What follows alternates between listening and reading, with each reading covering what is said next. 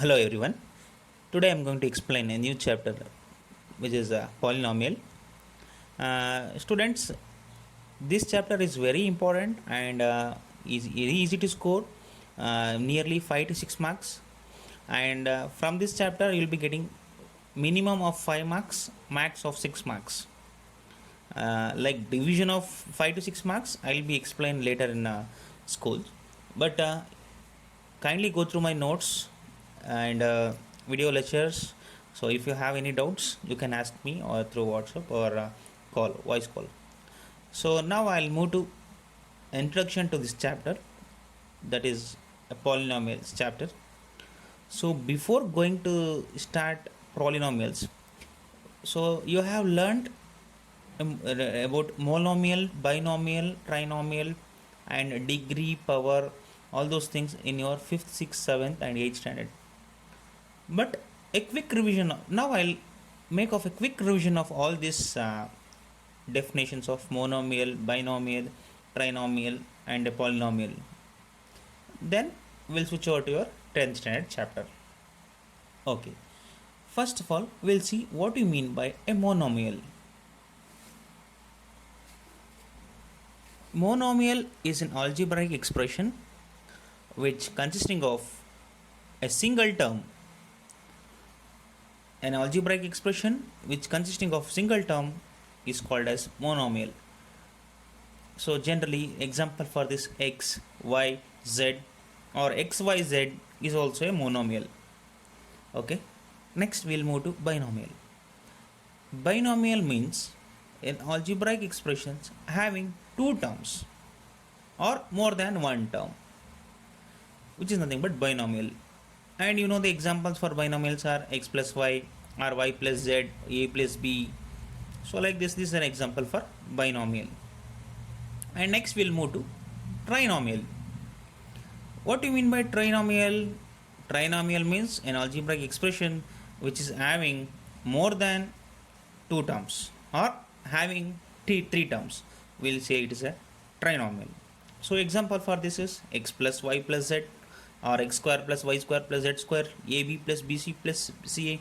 So like different variables by using two different operands. Operand in the sense here we are using plus, plus, plus, like two operands with three different variables. That is what we'll call this as a trinomial. So after knowing the definition of monomial, binomial, trinomial, now we'll move to our main topic, that is polynomial. What do you mean by a polynomial? Polynomial means an algebraic expression having more than three terms. An algebraic expressions which is having more than three terms is called as polynomial. So more than three means x square plus y square plus z square plus p square or x cube plus y cube plus z cube plus d cube, like this. These are the example for polynomial. After knowing the definition of polynomial, we move to next part, that is different types of a polynomial. So different types of polynomial are, as I mentioned here, linear polynomial, quadratic polynomial and also cubic polynomial. Okay, first we'll see what we mean by a linear polynomial. Linear. So students, in your 9th standard you have seen the definition of linear equation. Like you have chapter you have studied like linear equations. What do you mean by linear equations? What do you mean by linear equations there? What you have studied there? The equation with having a degree 1 or the variable which is having a degree 1, we'll say it's a linear. So like here also a polynomial of degree 1, we'll say it is a linear polynomial. So example for this is x, y, z, x comma y comma z. If you observe the power of x, the x power is always 1. If they are not mentioned also, the power is 1, taken as 1. Here x is 1, z power is 1. So all these are example for linear polynomial. So next we'll move to general form of linear polynomial. How the linear polynomial will be there? The general form of linear polynomial is given by ax plus b, where a is a coefficient of x and b is a constant term. So if you observe the x, the power of x is 1. So therefore, the general form of linear polynomial is ax plus b or ax. So if constant is equal to 0, then it is ax. Next we move to quadratic polynomial. Quadratic means a polynomial of degree 2 is called a quadratic polynomial. So linear polynomial means a polynomial of degree 1, we'll say it's a linear polynomial. A polynomial of degree 2 is called as a quadratic polynomial. Example for this is ax square plus bx plus c. So if you look at here, where a is a coefficient of x square and b is a coefficient of x and c is a constant term. If you observe the power of x, the power of x is 2, it's not 1. Hence, we'll say if the degree of x is 2, then we'll say it's a quadratic polynomial. Students, this is important. In your examinations, they may give the set of polynomial equations. They'll ask to identify whether it's a linear polynomial, quadratic polynomial, or cubic polynomial. In order to identify a linear polynomial, always look at the power of x or power of a variable. Generally, if they give x as a variable, it's fine. Or if they are given any variable, first check with the power of variable. So if the power of variable is 1, then we'll say it's a linear polynomial. If the power of variable is 2, then we'll say it's a quadratic polynomial. And its power of variable is 3, then we'll say it's a cubic polynomial. Cubic polynomial. And a general form of a quadratic polynomial is given by, so we know that general form of linear polynomial is given by ax plus b, where the power of x is 1 and a is a coefficient of x and b is a constant term. Whereas a general form of quadratic polynomial is given by ax square plus bx plus c, where a is a coefficient of x square, b is a coefficient of x and c is nothing but a constant term. If you observe the degree of x here, the highest degree of x here is, the highest degree of x is 2, not 1. Hence we'll say it's a quadratic polynomial. Students, they may ask really to identify, check whether the given represents a quadratic polynomial or not. So how to check whether the given equation is a quadratic polynomial or not means, so observe the degree of a variable. If the degree of variable is 2, then we'll say it's a quadratic polynomial. If the degree of variable is 1, then we'll say it's a linear polynomial. If the degree of variable is 3, then we'll say it's a cubic polynomial. Okay, then we'll move to cubic polynomial. Next we move to cubic polynomial. A cubic polynomial means a polynomial of degree 3 is called cubic polynomial. Degree 3 means, so earlier we know that if the degree of x is 2, it is a quadratic polynomial. If degree of x is 1, it is, we'll say it's linear polynomial. So degree 3 means the power of variable should be 3. Even if it is 2 also, it is not considered as a cubic polynomial. So then example for cubic polynomial is ax cube plus bx square plus d. If you observe this in this equation, the highest power of x is 3, not 2. Hence it is a cubic polynomial. Like you have studied like general form of linear polynomial, general form of cubic polynomial, general form of quadratic polynomial, general form of cubic polynomial. Now you are about to study. So like that. So like cubic polynomial also, it has a general form where, as you know that cubic means the power of x, highest power of x should be 3. Hence we'll say it's a cubic polynomial. So general form of cubic polynomial is given by ax cube plus bx square plus cx plus d. So where a is a coefficient of x cube, b is a coefficient of x square, c is a coefficient of x, d is nothing but a constant term.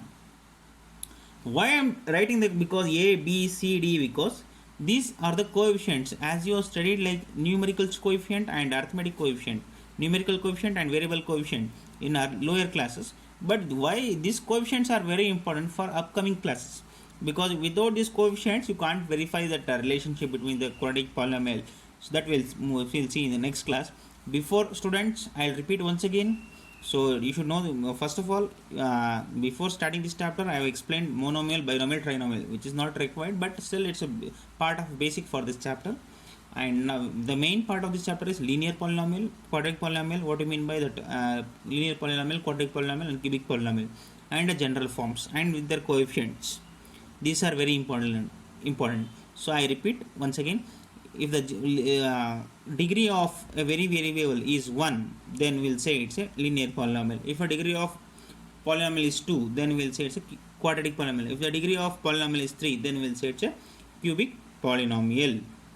Okay, and the general form of linear polynomial is ax plus b, and the general form of quadratic polynomial is ax square plus bx plus c, and the general form of cubic polynomial is ax cube plus bx square plus cx plus d, where a is a coefficient of x cube and b is a coefficient of x square, c is a coefficient of x, d is nothing but a constant term. Okay, next we'll move to so this is very important for the coefficients in order to find the zeros and all those calculations. But students, next we'll move to the next topic of this chapter, that is zeros of a polynomial. This is damn sure from this topic you will be getting one mark question or one 2 mark question. So 2 mark questions you can expect, how to find the zeros of a polynomial, or else using direct method and also using graphical method. Okay, so we'll see how to find a zero, first by direct method, next by graphical method. 2 methods are there to find the zeros of a polynomial. First method is direct method, how to find a zeros of a polynomial by using direct method. Next is graphical method. They'll give a graph. From that we need to identify how many number of zeros of the polynomial. Okay, and the number of zeros, and also the how to find the zeros of a polynomial. Okay, the first part is, so I'll explain how to find the zeros of a polynomial by using direct method. In direct method, what we'll do is, first we'll take a polynomial, given polynomial as p of x. Suppose they will give a polynomial, generally x plus y or x plus 3 is a polynomial. So we'll take that polynomial as p of x. P of x. This is the first step. Second step is equate p of x equals to 0. Equate this p of x equals to 0. After equating this, third step is solve for x. Solve for x. Then after solving this x value, you have obtained zeros of a polynomial. So this is a step we need to follow in order to find the zeros of a polynomial using direct method. The first step is take the polynomial, given polynomial as p of x. P of x equals to some equation. Then next, second step is equate p of x equals to 0. Equate the p of x itself to 0. Then next, solve for x. Solve for x. And finally, we will be obtaining the zeros of that polynomial. Okay. So next, we'll move to the next question.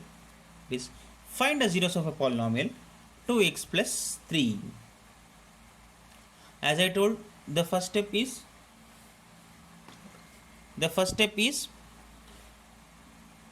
we'll take given polynomial as p of x. P of x equals to 2x plus 3. And the second step is equating p of x equals to 0. Therefore, 2x plus 3 equals to 0. And then solve for x. Then after solving, we will be getting x equals to minus 3 by 2. This is the zeros of the polynomial. In order to verify whether minus 3 by 2 itself is zeros of the polynomial, substitute a value of x in equation 2x plus 3. After substituting the value of x in 2x plus 3, you should get p of x equals to 0. Otherwise, if you are not getting p of x equals to 0, then this x equals to minus 3 by 2 is not a polynomial. If p of x 3 by 2, after substituting p of minus 3 by 2, you should get the valid expression 2x plus 3 equals to 0. If you are not getting, then minus 3 by 2 is not a zeros of the polynomial. Okay students, I repeat this once again. How to find the zeros of a polynomial?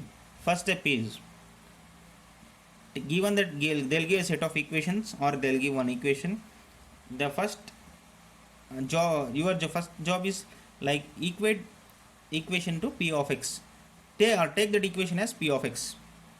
P of x equals to some equation. Next step is equate that equation to 0. Then solve for a variable. Suppose if x is that variable involved in the equation, you can solve for x. If y is involved in that variable, you can solve for y. After solving that, you will be getting a zeros of that polynomial. Okay? In order to verify whether whatever we obtained from the equation is zeros of the polynomial, substitute that value, whatever you obtained value in the equation, in any equation or for the variable, so that that equation itself should get value 0. Then it clearly states that that is the zeros of the polynomial. Okay, students? So next we move to the another topic of this lesson, how to find a number of zeros from the graph. So earlier they'll give a set of equation, so from that easily we can identify, as we know that in a linear polynomial it will consisting of only 1 zeros. In a quadratic polynomial, number of zeros is equals to 2. In a cubic polynomial, number of zeros is equals to 3. But how to find a number of zeros from the graph? So we have one shortcut and one trick to find a number of zeros from the graph of the given polynomial.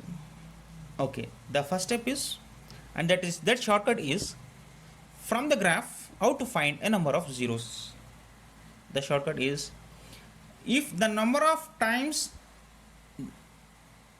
it cuts x-axis, how many number of times it is cutting x-axis is equals to number of zeros of the polynomial.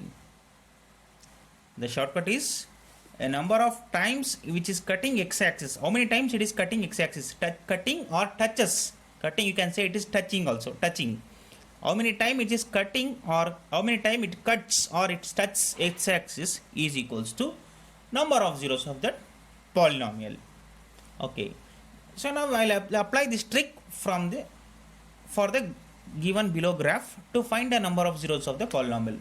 This is a graph which consisting of x-axis, this is y-axis, this is positive x-axis, this is negative x-axis, this is positive y-axis, this is negative y-axis, and this is origin, and this is a parabola which is. So now how to find a number of zeros from this graph? Okay, so I told a shortcut that number of zeros of a polynomial is equals to number of times which touches x-axis. Number of zeros of polynomial is equals to number of times it touches x-axis. So now I'll apply this trick to this graph. If you observe in this graph, this is x, y, okay. This graph touches x-axis. X-axis is nothing but, students, horizontal axis. Y-axis is nothing but vertical axis. So in this graph, the parabola is touching x-axis at two distinct points. If you observe, so it is touching on right of and also the left of the time. The parabola is touching x-axis at two distinct points, so on the right of and left of. So as per our trick, the number of zeros is equals to 2. Okay, next I'll apply the same trick to question number 2. This is reverted parabola. So here also, if you observe this, the parabola which is on the right of this x-axis, and it is touching two distinct points on x-axis. Therefore, the number of zeros is equals to 2. So this method, in this method, so this is not like a direct method. It is just a use of shortcut method. Like now to find a number of zeros using graphical method means number of times it is touching x-axis is equals to number of zeros of the polynomial. Earlier you need to solve the equation and you need to equate it equals to 0, but here just apply a trick so that you can find a number of zeros, and this is very important for your examination for one MCQ questions. Okay, continuation with the next zeros of a polynomial from the graphical method. So we'll move to third question, question number 3. So if you observe in this graph, so x is touching, this is a parabola which is touching x at only one point. As you know from the trick, so number of zeros of the polynomial is equals to number of times it is touching x-axis. So therefore the number of zeros is equals to 1. And if you observe here also, so it is touching x-axis at only one point, therefore number of zeros is equals to 1. And we'll move to the final question, that is, this is a parabola which is touching y-axis but is not touching x-axis at any single point. Therefore the number of zeros is equals to 0. Why? Because the graph is not touching x-axis at any single point. Therefore number of zeros is equals to 0. So students, after knowing the quick revision of the synopsis, we'll move to exercise 1.2.1. So question number 1, they have given find a number of zeros from the given polynomial p of x from using graphical method. So in graphical method, you know that the number of zeros is equals to number of times which is touching x-axis. So if you look in the first question, so x-axis is touching, so here x-axis is not touching at any one point, therefore number of zeros is equals to 0. And here in the second question, like this is a parabola of a different shape, but x-axis, this in this graph it is touching only at one point, therefore number of zeros is equals to 1. And question number 3, so number of zeros, if you observe here, it is touching x-axis 1, 2, 3, therefore number of zeros is equals to 3. And in question number 4, this is a parabola which is opening on left of and upward parabola, so and it is touching x-axis at two distinct points, therefore number of zeros is equals to 2.